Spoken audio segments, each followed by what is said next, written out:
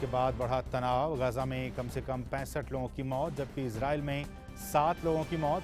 Israeli प्रधानमंत्री ने झड़पों को समाप्त करने का किया आह्वान। वहीं अमेरिकी राष्ट्रपति ने इजराइल के साथ व्यक्त की एकजुटता, कहा इजराइल को अपना बचाव करने का अधिकार।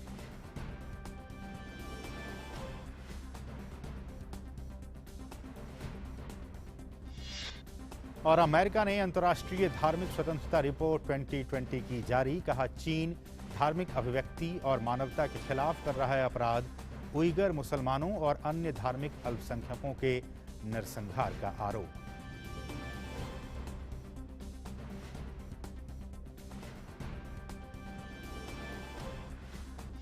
और खेल की खबर में आईसीसी टेस्ट रैंकिंग में विराट की सेना शीर्ष पर बरकरार। टीम इंडिया के 121 रेटिंग अंक, वहीं न्यूजीलैंड 120 अंकों के साथ दूसरे पायदान पर।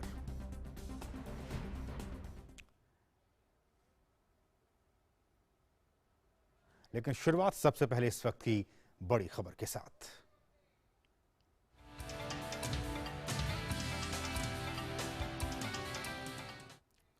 Drugs controller general of India यानी कि डीसीजीआई ने 2 से 18 साल के आयु वर्ग में कोवैक्सीन के दूसरे और तीसरे चरण के क्लिनिकल ट्रायल को मंजूरी दे दिया है। भारत बायोटेक 525 स्वस्थ स्वयंसेवकों पर इसका ट्रायल करेगा।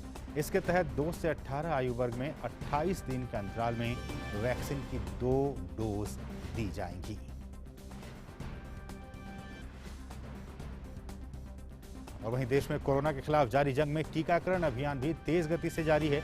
केंद्रीय स्वास्थ्य मंत्रालय के मुताबिक देश में अब तक कोविड टीके की कुल 17 करोड़ 72 लाख से अधिक खुराकें दी जा चुकी हैं।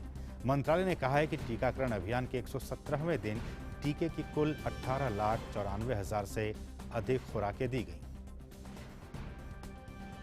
इस बीच टीकाकरण पर राष्ट्रीय तकनीकी सलाहकार समूह यानी एनटीएजीआई ने कोविशील्ड वैक्सीन की 2 खुराक के बीच 12 से 16 सप्ताह के अंतराल को बढ़ाने की सिफारिश की है। हालांकि कोवैक्सीन के अंतराल पर कोई परिवर्तन नहीं होगा।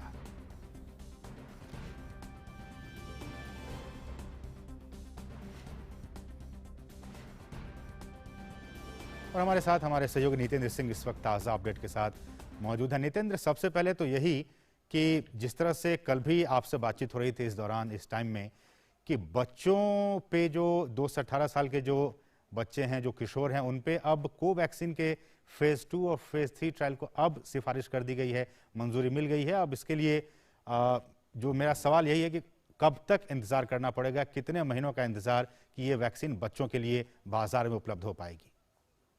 देखिए, आज तो drug controller general of India ने इसको मंजूरी दे दी है कि आप फेज 2 फेज 3 ट्रायल के लिए जा सकते हैं। और 500 से ज्यादा जो बच्चे हैं उन पे ये ट्रायल होगा, जिसमें एक दिल्ली का एम्स भी शामिल है। दिल्ली के एम्स में भी इसका ट्रायल होगा, पटना में भी होगा और बाकी 2-3 शहरों में इस पे ट्रायल होगा। और कोवैक्सीन है ये, जो भारत बायोटेक और आईसीएमआर के सहयोग से बन रहा है।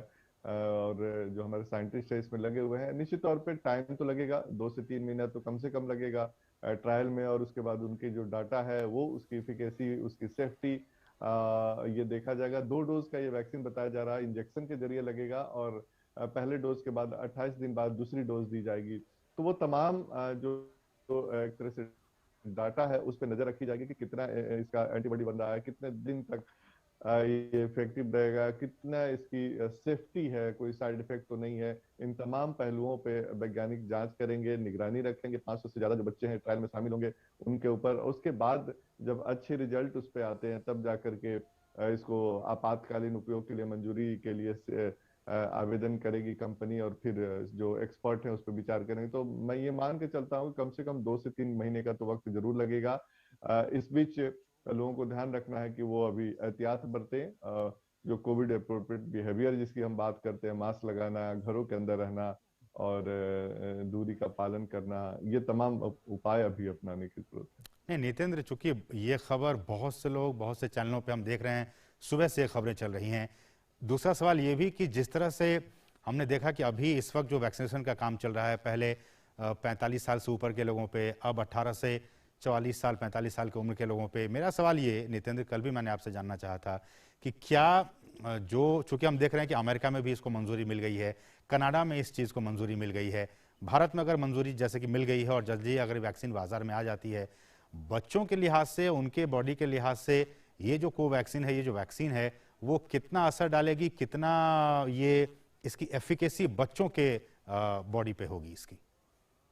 देखिए, ये तो बिल्कुल साइंटिफिक पैमाना होता है, और ये तब होगा जब जब क्लिनिकल फेज 2 और 3 ट्रायल के बाद जो इसकी डाटा आएगा, तभी पता चल पाएगा कि कितना एफिकेसी है, कितना इफेक्टिव है, और किस तरह से ये प्रोटेक्ट करता है बच्चों को।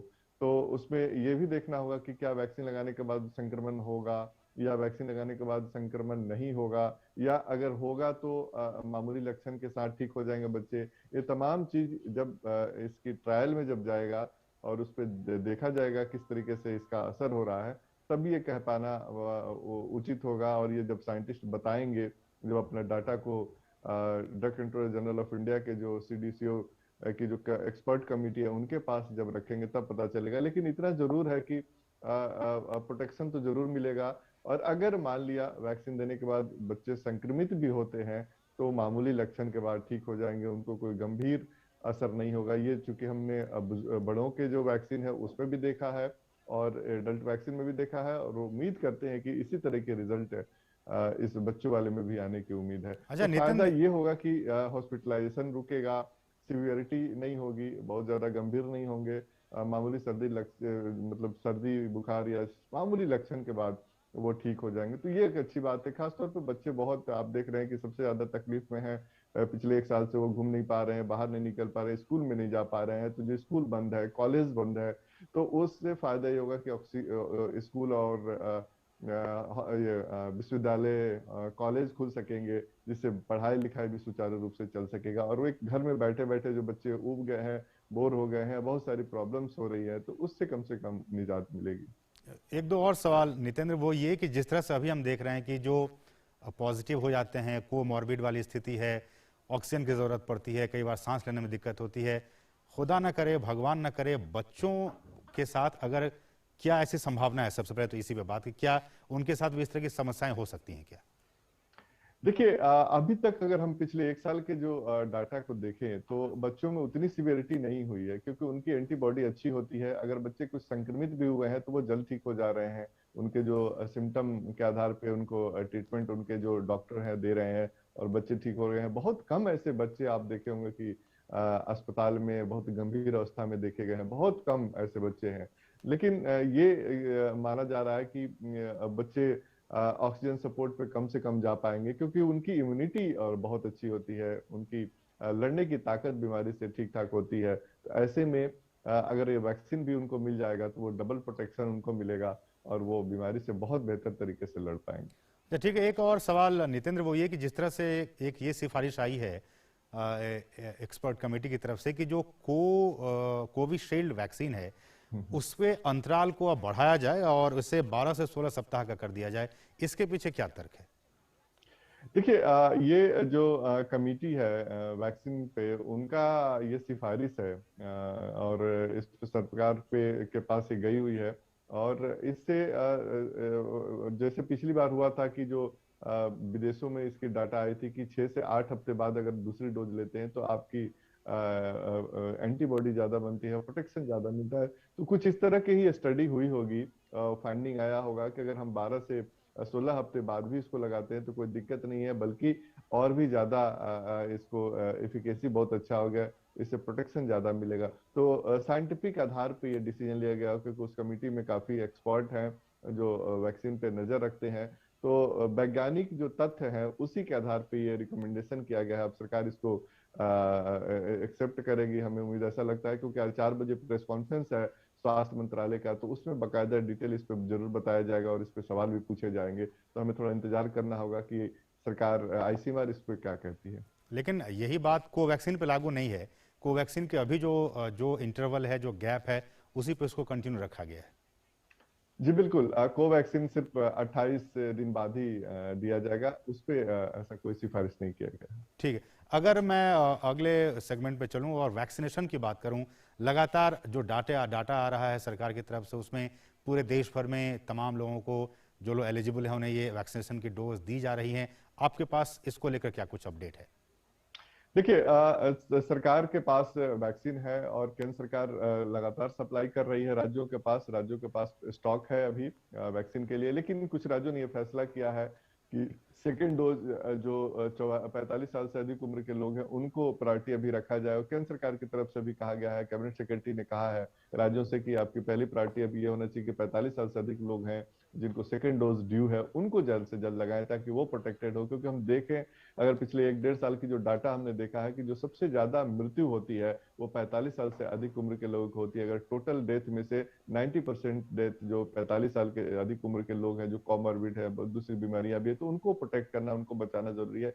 तो जो वैक्सीन अभी है उसको 45 साल से अधिक उम्र के लोगों को जो सेकंड डोज है वो दिया जाए, क्योंकि सेकंड डोज के 2 हफ्ते बाद ही एंटीबॉडी बनती है, जो प्रोटेक्शन मिलता है वैक्सीन से कोरोना वायरस के खिलाफ। इसलिए सभी राज्यों से यह निवेदन किया गया है कि आप ज्यादा से ज्यादा 45 साल से अधिक उम्र के लोगों को आप सेकेंड डोज मुहैया कराएं। इस बीच कुछ खबरें ये भी है नितिन, आपके पास भी जरूर ये खबर आई होगी कि कुछ राज्य अब सीधे तौर पे मना कर दिए हैं कि अब हम वैक्सीन नहीं दे पाएंगे क्योंकि हमारे पास वैक्सीन ही नहीं है।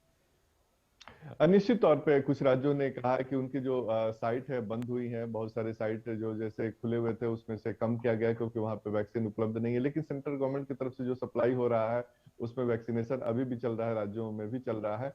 क्योंकि आपने देखा होगा कि केंद्र सरकार ने यह फैसला लिया था कि जो वैक्सीन है वो 50% केंद्र सरकार खरीदेगी और 50% राज्यों को खरीदना है जो प्रोडक्शन होगा। तो सभी राज्यों ने अपने अपने स्तर पे अप्लाई किया हुआ है मैन्युफैक्चर कंपनियों के पास, और उनको डिलीवरी जिस तरह से जैसे जैसे मिलेगा वैसे वैसे वो अपने साइट को और बढ़ाएंगे, वैक्सीनेशन सेंटर को बढ़ाएंगे। तो थोड़ा हमें इंतजार करना होगा, जैसे जैसे राज्यों के पास पहुंचना शुरू हो जाएगा और रफ्तार आएगी तो मुझे ऐसा लगता है कि 10 दिन बाद काफी कुछ बदलेगा सीन और वैक्सीनेशन की गति में और तेजी आएगी। और 2 महीने, 1 महीने 2 महीने बाद तो इतनी सारी कंपनियां भी आ जाएंगी और प्रोडक्शन भी बहुत ज्यादा बढ़ जाएगा, तो वैक्सीन की कोई कमी नहीं है। लेकिन मैं जरूर ये बात कहूंगा कि ज्यादा फोकस इस बात पे लोग अभी ना दे कि वैक्सीन लेना है, क्योंकि सबसे ज्यादा जरूरी है कि संक्रमण को कम करना। और संक्रमण को कम हम तभी कर सकते हैं जब हम कोविड एप्रोप्रिएट बिहेवियर रखें, मास्क लगाएं, 2 गज की दूरी का पालन करें और बहुत जरूरी ना हो तो घरों से ना निकले। ये अभी बहुत जरूरी है। वैक्सीनेशन की एक प्रक्रिया है, चलती रहेगी, वैक्सीन आपको प्रोटेक्शन देता रहेगा। सरकार जैसे जैसे अवेलेबल होगा वैक्सीन, सरकार आपको वैक्सीन लगाएगी। लेकिन वैक्सीन के पीछे ही नहीं भागना। मैं देख रहा हूं कि वैक्सीन के चक्कर में इतनी लंबी लंबी लाइन है कि लोग वहां पे जाके संक्रमित हो जाएंगे। स्थिति ये बनी हुई है, हॉटस्पॉट बनता जा रहा है जो वैक्सीनेशन सेंटर है। तो उससे बचने की कोशिश करें। जो लोग अप्लाई कर लिए, जिनको शेड्यूल मिल गया है, जिनको बुकिंग हो गई है, जिनको कंफर्म है, वो जाकर के अपना वैक्सीन लगाएं। बाकी लोग आराम से इंतजार करें, जैसे जैसे वैक्सीन अवेलेबल होगा वैसे वैसे वैक्सीनेशन की प्रक्रिया को तेज किया जाएगा। नितिन, चलते चलते आखिर में एक सवाल वो ये कि उस प्रेस कॉन्फ्रेंस में आप भी थे जिस प्रेस कॉन्फ्रेंस में सरकार ने ये कहा था कि देखिए कोरोना वायरस पानी से नहीं फैलता है, बावजूद इसके अभी जो खबरें आ रही हैं कुछ राज्यों में गंगा नदी में कुछ डेड बॉडीज मिली हैं, उसके बाद से उन गांवों में खौफ का माहौल है। क्या कुछ कहना चाहेंगे आप इस पर? निश्चित तौर पे कुछ इलाकों में, खासतौर पे बक्सर के आसपास ये देखा गया है कि गंगा नदी के किनारे बहुत सारे डेड बॉडी पाए गए हैं। उसकी निगरानी की जा रही है, उसकी जो वहां पे जिला प्रशासन उसको देख रहा है। लेकिन ये बात पूछा गया था तो doctor VK Paul, NITI Aayog के मेंबर, ने कहा था कि वायरस पानी के जरिए नहीं फैलता है, ये तो फैक्ट है क्योंकि ये ह्यूमन टू ह्यूमन ट्रांसमिट हो रहा है, अभी बाकी कोई और सोर्स नहीं है। तो लोगों को घबराने की जरूरत नहीं है, लेकिन हाँ सतर्क रहें। और बॉडी को इस तरह से पानी में फेंकना भी ठीक नहीं है, ये भी एक जरूरी है, क्योंकि उससे बाकी दूसरी पर्यावरण से रिलेटेड और जो पानी है वो प्रदूषित होता है, तो उसका भी लोग ध्यान रखें। बिल्कुल, ये कहा गया है। चलिए, बहुत बहुत शुक्रिया नितिन, इन तमाम विषयों पर विस्तार से हमें समझाने के लिए और इन तमाम ताज़ा अपडेट्स को हम तक पहुंचाने के लिए बहुत बहुत शुक्रिया आपका। और यहाँ रुकेंगे एक छोटे से ब्रेक के लिए। आप देखते रहिए डीडी न्यूज़।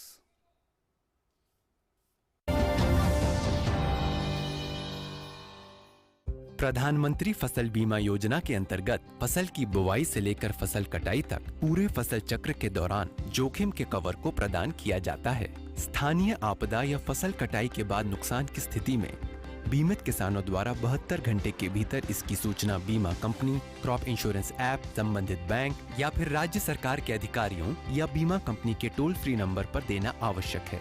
ऐसी फसलें जिन्हें फसल कटाई के उपरांत खेत में सुखाने के लिए बंडल बनाकर रखने की आवश्यकता होती है, एवं उस स्थिति में यदि प्राकृतिक आपदा से कोई नुकसान होता है तो फसल कटाई से 14 दिन की अवधि तक बीमा कवर उपलब्ध रहता है और होने वाले नुकसान का आकलन व्यक्तिगत भूखंड खेत के आधार पर किया जाता है। क्लेम राशि का भुगतान राज्य सरकार एवं बीमा कंपनी की संयुक्त समिति द्वारा आकलन के पश्चात निर्धारित करके किसानों को सीधे बैंक खाते में किया जाता है। प्रधानमंत्री फसल बीमा योजना, एक कदम आत्मनिर्भरता की ओर। अरे मामा जी, अब कुछ खा नहीं रहे हैं, कुछ बोल भी नहीं रहे हैं। आप लोग इतना कुछ बोल रहे हैं कि आपको कुछ भी सुनाई नहीं दे रहा है। देखिए, आपके घर की एक एक दीवार चीख चीख कर कह रही है कि अच्छी सीमेंट क्यों नहीं लगाई। अगर वंडर सीमेंट लगाते तो दीवारें इतनी मजबूत होती कि आपके घर की दीवारों में बिल्कुल दरारें नहीं पड़ती। वंडर सीमेंट, जब भी आए भला कर जाए। खुश है ये आसमां जमीन, हर तरफ छाए हैं हम ही। ऐसी कूल है अपनी कहानी, चिल करके जीनी जवानी। चलने दे बस दिल की मनमानी। I'm cool, chill your dill. I'm cool, chill your dill. I'm cool, chill your dill. और अब कुछ दूसरी अहम राष्ट्रीय खबरें।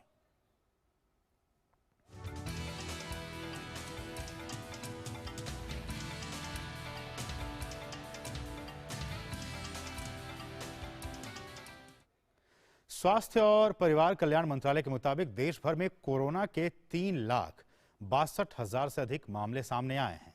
वहीं पिछले 24 घंटे में 3,52,181 मरीज उपचार करवाकर स्वस्थ भी हो चुके हैं। इस समय देश में सक्रिय मामलों की कुल संख्या 37,10,525 है। बीते 24 घंटों में देश भर में कोरोना से 4,120 लोगों की मौत हुई है। वहीं मृतकों का कुल आंकड़ा 2,58,317 हो गया है।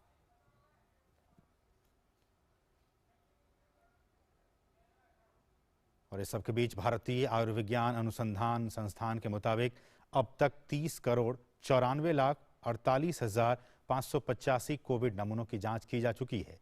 वहीं कल 18,64,594 कोविड नमूनों की जांच की गई थी।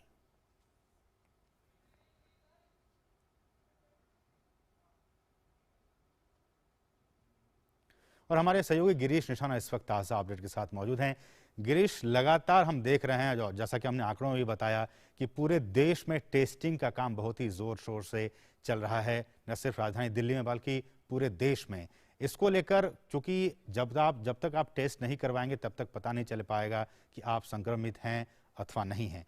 ये एक लोगों में जागरूकता है कि वो जहां भी टेस्ट हो रहे हैं, जहां भी टेस्ट सेंटर्स हैं, वो जा रहे हैं और अपना RT-PCR या फिर जो रैपिड एंटीजन टेस्ट है वो करवा रहे हैं। इस वक्त आप राजधानी दिल्ली में मौजूद हैं, क्या कुछ यहाँ पे स्थिति है? देखिए, मैं आपको बताना चाहूँगा, क्योंकि जिस तरह से देश की राजधानी दिल्ली की अगर बात की जाए तो कल भी, यानी कि कल पिछले 24 घंटे के अंदर करीब 78,000 के आसपास कोविड टेस्टिंग हुई थी, जिसमें से करीब 13,000 पॉजिटिव लोग आए और कहीं ना कहीं पिछले 24 घंटे में 300 लोगों की मौत भी हुई।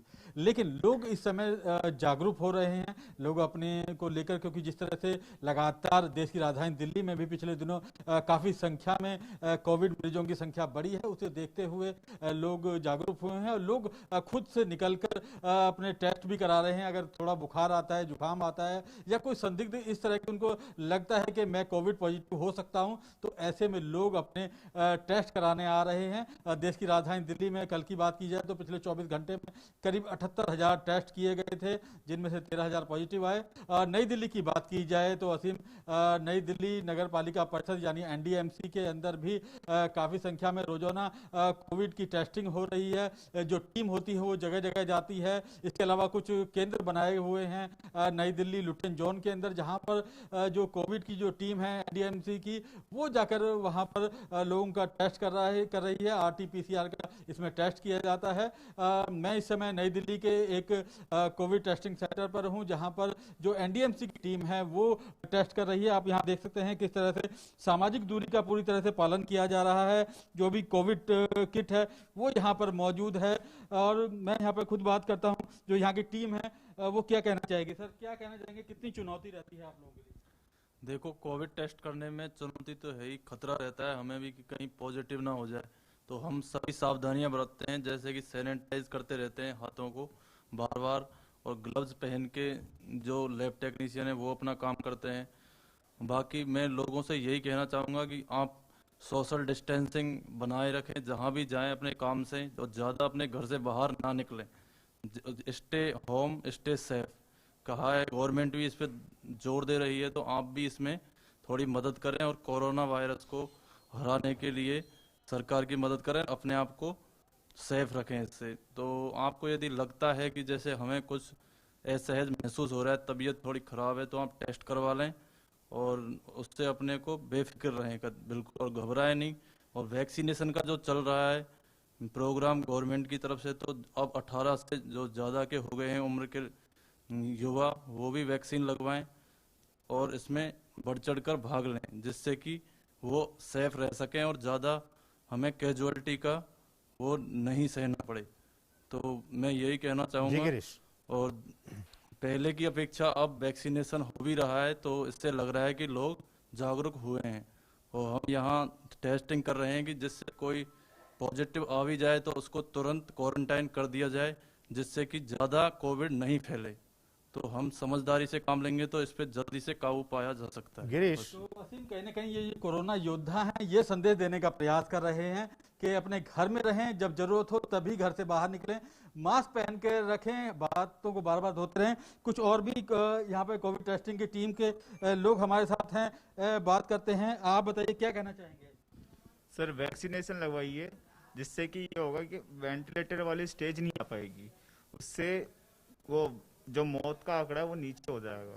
ठीक है, वैक्सीनेशन लगवाने से पहले कोविड टेस्ट करवाए, फिर अगर आपका पॉजिटिव होता तो थोड़ा है ना वेट करने के बाद वो नेगेटिव आ जाता है, फिर उसके बाद वैक्सीन लगवाए।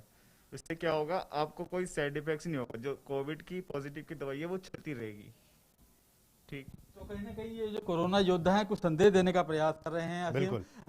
एक हमारे साथ कोरोना योद्धा हैं जो खुद जो कोरोना संक्रमित लोग हैं उनकी जांच करते हैं, जो साधारण लोग हैं जो यहाँ पर टेस्ट कराने के लिए आते हैं। देखिए आप पूरी तरह से ये पीपी किट में मौजूद हैं और यहाँ पर कोविड सेंटर पे मौजूद हैं जो टेस्टिंग कर रही हैं। क्या नाम है आपका और कैसा लगता है जब आपके यहाँ पर लोग आते हैं टेस्टिंग कराने? सर, हम तो ज़्यादा से ज़्यादा लोगों को मतलब चाहते हैं कि मतलब अपनी टेस्टिंग करवाएं वो और सेव रहें, ताकि उनको समय पर पता लग जाए कि उनको वो उनका रिजल्ट क्या है। इसलिए हम तो अपनी पूरी कवर करके अपने को सेव करके तब टेस्टिंग करते हैं। आपको कितनी चुनौती रहती है, क्योंकि आपके सामने ही लोग बैठते हैं, आप उनका टेस्ट करते हैं, और किस तरह की सावधानियां बरतते हैं आप? सर, हमारे ऊपर तो बहुत चुनौतियाँ हैं। हम एक रिस्क पे अपने आप को रिस्क में डाल के दूसरे का टेस्ट करते हैं, तो हम भी यही चाहते हैं कि दूसरा सेव रहे। तो कहीं ना कहीं ये जो कोरोना योद्धा हैं वो चाहते हैं जो दूसरे लोग हैं वो सुरक्षित रहें, सेफ रहें, लोग अपने घरों में रहें। इनका भी यही कहना है कि अगर आप घर में रह रहे हैं तो अपने हाथों को धोते रहें, अगर घर से बाहर निकल रहे हैं तो मास्क पहनकर जरूर निकलें। तो इन कोरोना योद्धाओं को हमारा सलाम है, क्योंकि ये वो कोरोना योद्धा हैं जो अपने घरों से बाहर निकलकर आपके हमारे हम सबके लिए ये टेस्टिंग के लिए निकले हुए हैं। तो ऐसे ही कोरोना योद्धा देश की राजधानी दिल्ली में अलग अलग टीम बनाकर निकले हुए हैं जो लोगों के टेस्ट कर रहे हैं। चलिए, बिल्कुल बिल्कुल गिरीश, बहुत बहुत शुक्रिया इन तमाम बातों को, इन तमाम ताज़ा अपडेट्स को हमारे साथ साझा करने के लिए आपका बहुत बहुत शुक्रिया। बढ़ेंगे आगे, बात करेंगे भारतीय रेल की। देखिए, भारतीय रेल अब तक देश के विभिन्न राज्यों में 396 टैंकरों में लगभग 6260 मीट्रिक टन चिकित्सा उपयोग हेतु ऑक्सीजन की आपूर्ति कर चुकी है। आज तमिलनाडु के लिए पहली ऑक्सीजन एक्सप्रेस चेन्नई पहुंची। इस एक्सप्रेस से ऑक्सीजन के 80 मीट्रिक टन लोड के 4 टैंकर चेन्नई पहुंचाए गए हैं। वहीं आज सुबह ही एक अन्य oxygen express 106 metric ton liquid medical oxygen के साथ फरीदाबाद तक की यात्रा पूरी की। रेलवे द्वारा 207 टैंकरों में अब तक 3817 metric ton oxygen Delhi, Gurugram और फरीदाबाद पहुंचाई गई है। वहीं लिक्विड ऑक्सीजन से लोडेड एक और ट्रेन हापा से राजस्थान के कनकपुर पहुंच गई है। इस अभियान के तहत अब तक 100 से ज्यादा ऑक्सीजन एक्सप्रेस की यात्रा पूरी हो चुकी है और विभिन्न राज्यों को राहत पहुंचाई गई है। भारतीय रेल द्वारा अब तक महाराष्ट्र में 407 मीट्रिक टन, उत्तर प्रदेश में लगभग 1680 मीट्रिक टन, मध्य प्रदेश में 360 मीट्रिक टन, हरियाणा में 939 मीट्रिक टन, तेलंगाना में 123 मीट्रिक टन, राजस्थान में 40 मीट्रिक टन, कर्नाटक में 120 मीट्रिक टन और दिल्ली में 2404 मीट्रिक टन से अधिक की ऑक्सीजन की आपूर्ति की जा चुकी है।